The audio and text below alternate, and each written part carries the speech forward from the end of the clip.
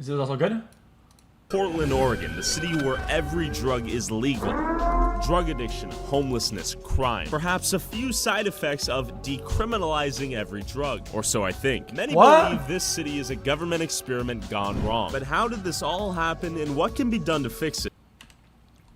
This city is a government experiment gone wrong. It's a complicated topic. I recommend also watching those insider documentaries of how drug cartels and crime works, and you'll have a differing perspective of how to possibly solve the issues.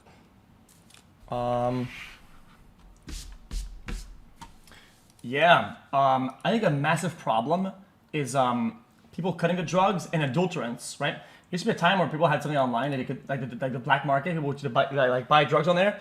And you want to know something good? Here's a really molten take that nobody's ready for, in my opinion. Yes, it's bad, it's black market, it's drugs online. At the same time, it's like user review based overall. So at the end of the day, yes, people are buying drugs, but at least there's some sort of expectation and there's some sort of quality control based on literally users. So like, you're not getting people that are gonna fucking die because they got some random shit and some random adulterants. So it's kind of difficult to. And then yeah, I don't know. How did this all happen and what can be done to fix it? So I met up with Kevin, a social worker born and raised in Portland whose life mission is to save this city. There's no quality control, it's been in the garage. I don't think you understand how that works. See, this is very uneducated.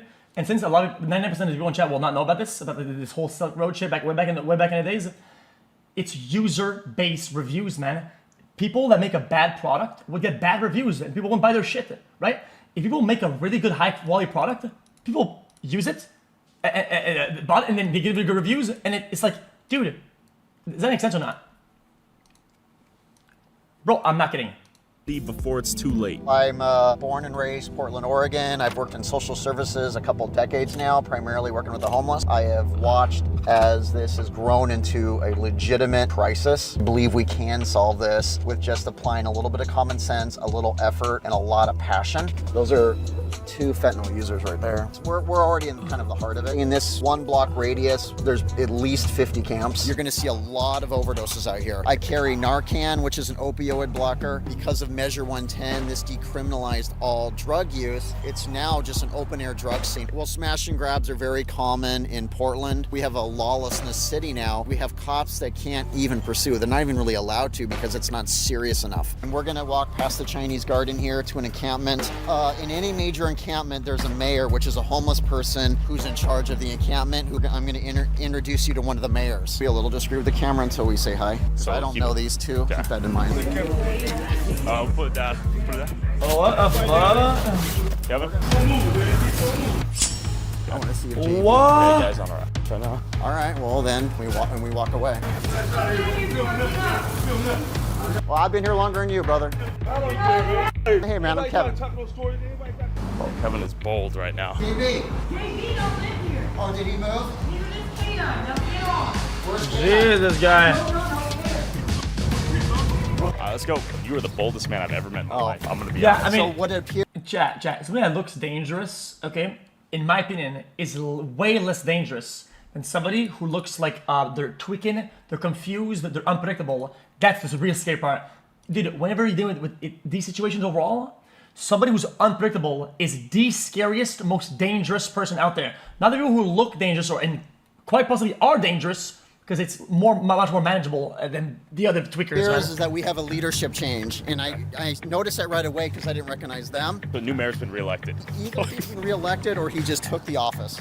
You know. What was the likelihood of him using physical violence to beat her up? Yeah, I'd say there was a high likelihood. Yeah. He did have his knife out, and luckily we got away. Yeah, I've been here multiple times the last couple years, and I've built a really strong rapport with these people. And I've only been gone here for a week. I know of a homeless camp that's about 1.5 miles from here, and a guy has shotguns in the trees where if you step the wrong place, it's going to shoot you. What? This was the moment I realized Kevin is insane. How many other times have you been assaulted? I've been stabbed twice. Shotgun I've traps been from punched Rust. multiple couple times I've had needles shoved into my back, hypodermic needles, so I had to get tested for HIV. Had a guy try to cut my head off with a machete last year. He chased me full speed, and the only reason I lived is because I dove last second as he swung. And after we called the police and he was arrested, he said, I was trying to kill you because I wanted to be murdered by the police. So I got hit once. He was upset I was filming him. The reason why I was filming him is because he was committing a crime, right? Punched me again, knocked me to the ground, got hit in the head, got kicked, and then he walked away. Oh my god, this video's so weird. What is this fucking NPC, dude? Fuck, man. Voices, fucking PvP. Say, I need to kill Tyler. After hearing how many times Kevin's nearly been killed out here doing this, we went downtown to talk to some drug addicts to figure out how this all happened. So what's going on here? Is this fentanyl use? Well, I'm gonna go talk with him really quick. Okay, this looks like someone's stripping potentially. Hey, I'm with my friends. I was wondering if you would want to talk to him for a second for $5. What? Is this something you would want to do, dear? No? Okay. So this is, she is severely mentally ill. She's holding a fentanyl pipe, and as you see, her pants are completely down. Oh, I see. I did not notice that. And, she really is someone who needs serious mental health treatment, and she's not getting it out here. So fentanyl has completely replaced almost all other drugs. Yeah. It got really popular the last couple of years. Started, we think in Philadelphia. Origin point is Philadelphia, Kensington, where we went. Oh my god, dude. Fucking lion scanner. Fetty really started there. We just, because he used needles. So what's going on here? He seems to be symptomatic, so I'll go say hi to him and see if I can offer him a cigarette. Right? These two people as well seem to be tripping, doing fentanyl or what? Yeah, and right in front of, a bar and grill. Bar and grill. A lot of businesses around here are closed down because of the crime, because of the drug use. This is my friend Tyler. How you doing? I see you're holding a fentanyl straw. Do you want to share with me when you started using fentanyl? Almost everybody on the streets now are using fentanyl. Are they really? Yeah. How long you been out here? A while. I don't remember exact date for how long. Okay. Well, let me ask you, is anybody out here helping you get off the streets? Nope. Take care of yourself, man. How you doing, sir? So you're doing fentanyl right now, yeah? I was loading some speed. Do you do any other drugs besides speed? Yeah, I mean, I do drugs occasionally. Okay. What are we talking here? Fentanyl? Mushrooms, LSD. I like MDMA, MDA, 2CB, 2CB. MDA. 2CI, 2CE. Drugs, yeah. People out here approaching you and offering Classic. help, like outreach workers. So you feel like no one's really giving you help out here? When you're homeless, dude, you have to have a house to get I know MD is a drug, I know. You can't do it the other way around. Be able to shower before work. Right. You have to know that you're gonna be able to sleep and get up at that time. Are you afraid to be out here at night? I mean, sometimes like a week ago, I was sleeping in my sleeping bag, and I set up someone yelling at me, and he started socking me in the face. 2CE, there's like 8 of them. Hospital, and they like kicked me out, and I had an episode where I couldn't even get up at the hospital, and they're just like, bye. I felt very underwhelmed and underappreciated. People out here. He's breathing unnaturally. You okay, brother? You okay? Hey, Stewie, you good? You okay, bro? Okay. Yeah, He's falling asleep. he deep breathes. Okay. And like seriously, Yeah. these cold nights that we've had, Yeah. if people weren't high out here, they'd die from freezing. Well, thank you for your time, Johnny. Appreciate it. The situation for these homeless seemed brutal, but how did Portland get to this point? And as we walked around the corner, I saw another guy injecting a needle into his arm. My name's Tyler, Jay. Good to meet you. Jay, what are you shooting up here? Xylazine? No. No? Good old-fashioned white boy meth. Got it. How long you been out here? How long you been homeless in Portland? I've been homeless since 96. So 1996. Jay, This is how wild, dangerous bro. Is it out here on these streets? It's gotten a lot worse. Just in the last year, I've seen 3 different shootings where somebody's been shot and killed. Hey, brother. How you guys doing? Number one thing homeless people need. You think it's housing? There's 17,000 ghost houses in this city. And most are telling us that no one's out here. You know what, though? approaching. Alright, man, here's another dog shit take from me, okay? Okay. At least, saving grace is that a lot of these drugs that some of these guys consume are very physically bad and whatever, but at least a lot of them aren't neurotoxic or too neurotoxic, right? So they don't talk like they have like fucking CTE and they're fucking like brain dead, right? Which is what a lot of things happens with a bunch of other products. They're neurotoxic and they fuck their brain up. But at least some of these aren't very much. Why is this chat saying fucking question mark, dude? Dude. A lot of them, they still speak normally and shit like. Stealing everybody stuff. You have people still. Bro, I don't think it is. Yeah. Maybe I'm wrong. I don't think I'm wrong about this. They are the worst. Rapid response goes into people's camps, gives them 72 hours to get out, and if they're not out in that 72 hours, they take everything they own and they gotta start over again. There shouldn't be anybody homeless right now. $3.2 billion. Nope, If that was I had right. that money, I bought all those houses and gave it every person that needed a home. Once you give them the home, what happens next with the Well, you drug know, price? That's up to them. It's going to take at least 5 years for them to get adjusted. Okay, so what if they don't pay their bills and they fall further into addiction and use the homes or destroy it? Hello, That's the everyone. risk with dealing with humans. I'm an addict. Yeah. I've been out here 48 years homeless off and on. While the homeless here clearly felt left behind by the city, what led to so many of them ending up on the streets in the first place? Have a great day. Thank you for sharing. Yeah, hey brother. Does your family know you're here? No? Okay. How old are you? You're 22? Okay. Well, this guy's been bugging. You 22. can recover from this, you know this, right?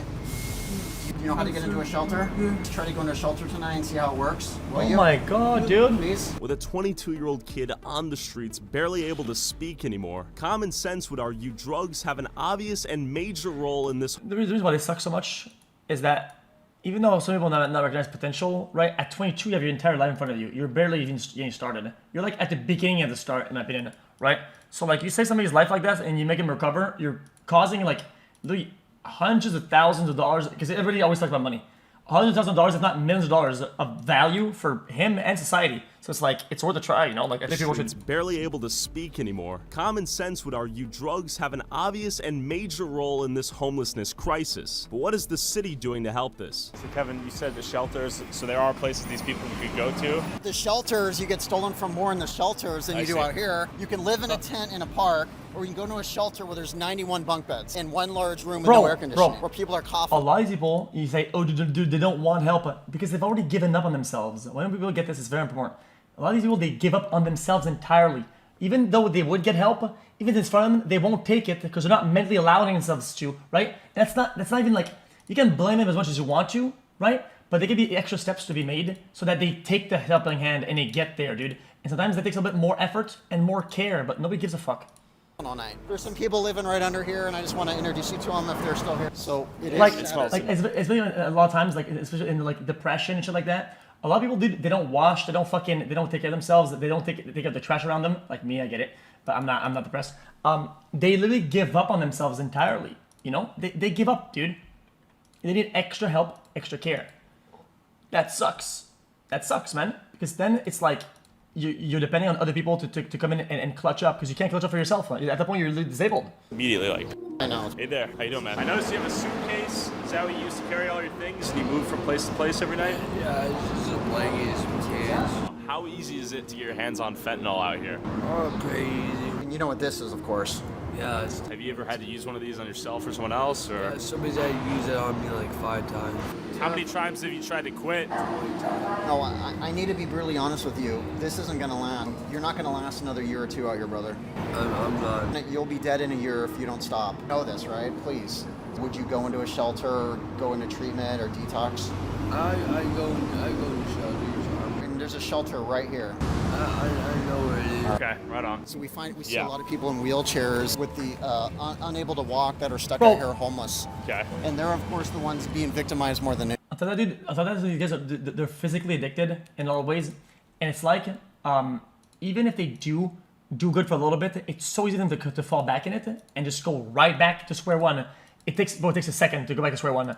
Like the likeliness of it happening and the downfall from it is crazy, and it happens all the time. They can't get out of it. anybody. They're assaulted because they can't chase them, run away, any of that. Sure. And that's very common, sadly. Kevin, what is this right here? Blanchett House of Hospitality? Blank has been offering food Like to love, the homeless yeah. for decades. Okay. Look, I'm all about helping a person meet their basic needs, but let me ask you this. Yep. If you feed a person 10 years in a row, have you done them any good? You got to teach a man to fish. And out of nowhere, we heard this in the distance. And I'm like, you know what? That's actually true. This is neglect. Yeah. Let's go. So that was a gunshot. Okay, let's go. So let's go. So how often do you hear gunshots out here? Who just got blipped? Well, Someone just got shot, you think? I don't know, but that was a gunshot. Okay, you're used to it. Well, yeah, I mean, you hear them. It was pointed at us? Okay. What? It did actually come from the camp we were kicked out of an hour ago when the guy pulled the knife on us. You know, murders are common out here. I mean, one way to get away with a murder out here is to call it an overdose. This happened to one of my clients recently, is they put 2 fentanyl pills in his drink, and he wasn't a user and died of an overdose. It was, the fentanyl powder, and they put it in his drink. Actually, they did it sort of as a joke. He overdosed and died. Yo, cameraman, shut Jesus, this guy. 60% chance that's not gonna happen. You have Narcan in case I touch it or Pasha touches it or you touch it? Yeah, I'm prepared. But tell me about decriminalization of drug use in Portland. Portland, or really the state of Oregon, decided to decriminalize drugs was because some had argued that we shouldn't make drug use punitive and that we need to offer treatment. And that sounds great. But Portland took inspiration from places like Portugal and the Netherlands, places that successfully decriminalized drugs. But the big difference between them and Portland is that they had rehabilitation systems in place that they proved to work before they did it. Imagine implementing a fucking system in the fucking United States of all places that is going to emulate the results of a place in Europe and I can't even begin it. That Portland forgot to include recovery, detox, treatment, all that stuff that they promised really isn't happening. A person who's using drugs oftentimes have gone through a trauma, and so what they lack is rational thinking, and so people who already make poor choices are unable to really stop using anyway, but now you've given them the freedom to use as much as they want. Sure. And that's terrifying. But why did the people of Portland vote for this? So we went to Fentanyl Fountain to ask the locals their opinion on the decriminalization of drugs. This is the fountain. Fentanyl fountain? This guy says, thank you, man. So then, implement those social support systems. Yep, that's right. That is definitely something that has been a big focus in the recent years from the U.S. government. They love that. They surely Any other day of the week, they it's work gonna be really hard on that. different scene. Does it get worse throughout the week? Yeah, they come here Friday night and just sweep everybody and clean Utopia. it up. Yeah, and then the vendors come here and set up shop. How long have you been out here in Portland? Almost 20 years. You were here from before and upstate New after York. decriminalization? I was, and it got progressively worse for a number of years, but they're definitely cutting the meth with fentanyl. Because there'd be people running around that were really happy in the morning, just losing their shit in the afternoon. Yeah. How does this place change after today? There are quite a lot of wandering people who don't have homes that do spend a lot of time here. Definitely have seen a lot of downtown businesses really struggling, not necessarily with the legalization of drugs, but just people camping in their doorway. Have you been in Portland for many years? My whole life. Okay, got it. So you've seen Portland before decriminalization and after? Sure. Have you seen any impact on downtown or? Say it, good. I hope you guys have an awesome day. Oh, okay. You too. Okay, we're noticing some general. If I speak, but, well, there is because about 60% of the people voted for this measure. They're not going to change their opinion. Chat. She said it, if I speak, I think the way I saw what's happening, I think she's displeased with the results and what's happening, and she doesn't want to give a bad thing on camera because nobody's ready to hear the truth. Because everybody wants to live in mental utopias and whatever the fuck, and nobody wants to see for what it is. I feel like the decriminalization of drugs turned into the decriminalization of crime. You know, when you need help, the police don't show up. Do you support the decriminalization of drugs here? Yeah, of course I do, because it's no longer like... Our jails aren't filling up with junkies. Okay. Yeah. Drugs aren't bad, they're just preferred for the people that can properly use them. Do you use drugs harder than out here? Yeah, dude. Yes. Just swap the fucking funding to prisons, to cemeteries instead, dude. Fuck it, man. Let's just fucking let them die and let them fucking get absolutely clapped on and. Jesus Christ, man. I take breaks. Okay. Yeah, not everyone can do that. Out here, I mean, people are still dying. I died last week. So you got hit with the Narcan, or? Yes. It doesn't work very well? Said it didn't work. I had to have injectable. Okay. And you almost died? I did die. Oh, you died and you were brought back. Does that scare you, or does it lead you to be like, damn, I should stop using, or is it just so hard to the withdrawal syndromes or whatnot? All three. Yeah, we've both died a couple times. That's why we've chosen not to mess with fentanyl anymore. Sure. Hi there. My name's Catherine. I'm currently unhoused because my wallet, ID, and phone were stolen a few months ago. It is impossible to get an ID when you are homeless. I want to work a job. I want to live inside. I was thrown out of my parents' house. I didn't use. They kicked me out for being queer and openly coming out to them. And then I had one argument with her. I told her to F off. The next day, she bought me a Greyhound ticket, sent me here. I have nothing. It's been 3 months since then. I was reported missing by someone on my TikTok account, not by them. They know where I am. They sent me here to be homeless, to die on the streets because I'm queer. I worked at a homeless shelter and came out as a she, they, non-binary, gender fluid individual. I told them she, they. It's no longer she, her, she, they. And then I was fired. There were a lot of mixed opinions on the legalization of drugs, but the impact on downtown Portland was unavoidable. How you guys doing? Word. All right. While everyone else was busy getting high, Chat, Kevin stop it. wanted Oh to my show God. me another camp where someone tried to kill him. Here a few weeks ago, and there was Oh a my very God, unhappy dude. person who tried to physically assault us, who was Okay. living here. So that's why I was just saying be a little mindful of that. So look at that. You see those 2 propane tanks? Oh yeah, and that's what causes the tent fires. What? And the explosions. Hi there. Good to meet Just you. want to learn more about this crisis. Yo, this editor needs to fucking, yo, this guy's editing it is, I'm not gonna say anything, dude. Causes the tent fires. Got it. And the explosions. Hi there. Good to meet Just you. want to learn more about this crisis and kind of where we went wrong. There's a lot of different steps to that Okay. issue. Pretty complex. Yeah, like every other person that walks by is asking for Fetty or whatever, and, Got it. or blues. Do you feel safe out here? Lately, not so much anymore. I Okay. hear And why is that? there's stories about violence against women. Full assault and that sort of thing, or? Well, not just that, like murder, actual murderers. Oh, murder. Okay. If we were to go out to where we went earlier today, at night, what would we hear? What would we see? You're going to hear screams, usually sexually assaulted. Okay. You know, I interviewed a homeless guy just a couple days ago. It says, I hear blood-curdling screams every night, and the most terrifying thing is when the screams abruptly stop. There is a known serial rapist that has been going to 10 to 10 at night, raping as many women as he can.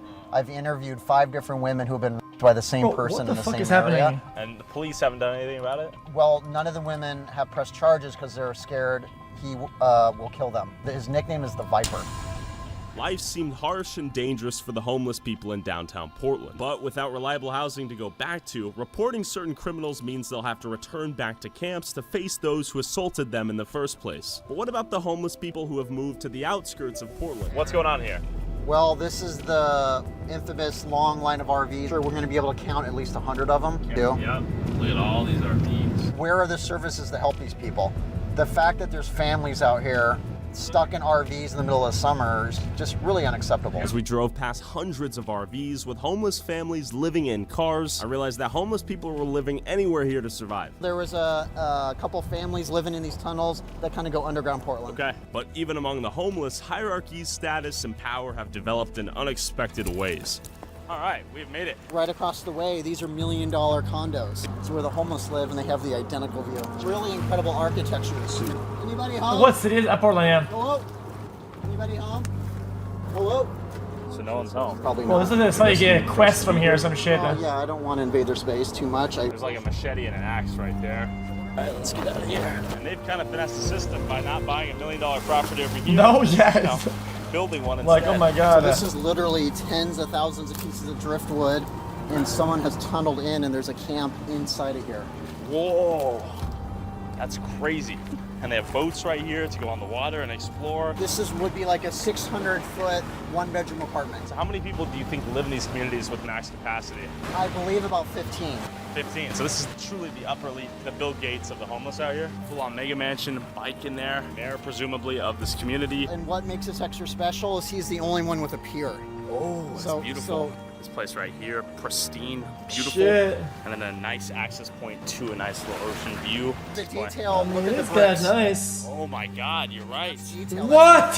This is crazy. It's very creative what they've done out here. These are humans. It doesn't matter who you voted for. Can't we all work together? Holy fuck, scared the shit out of me, dude. I'd say if you want real change, vote differently. Vote for the candidates, vote for the people with common sense ideas, the ones that actually make a difference. So how could anyone watching help you on your mission? Well, I have a Twitter page, Okay. Kevin V. Dahlgren, or just type Kevin Dahlgren in homeless and you're gonna find me. And then truthonthestreets.org is my website. Okay. And of course, and I have a YouTube channel called Truth on the Streets. Thank you for having us. Thanks, brother, I appreciate don't even know how it. that works though, the whole voting thing. I feel like, don't people get bought out regardless with like campaign funds and shit? So even if they're for something to get, I mean, dude. Kevin is my favorite dude ever and is helping make a real change. Can we help him get to 100,000 subs and help him save the city of Portland? Thanks, guys. Love you all. It's tough. I don't know. Yo, what's up, bruh? Yo, you want to finish my sentence or what? Yeah, I just ate my food as well. I was watching that shit. Yeah, I was enjoying Tyler Oliveira video. This was a I'll watch this next time. Show the channel because your camera's blocking it. Okay. Look, we watched This is investigate the city where every drug is legal from Portland from Tyler Vieira. This is And investigate the city of life zombies. It's good. I enjoyed it. Nah, chat, guys, I'm playing with Jesse. I don't give a fuck, chat. Guys, we're working on presence.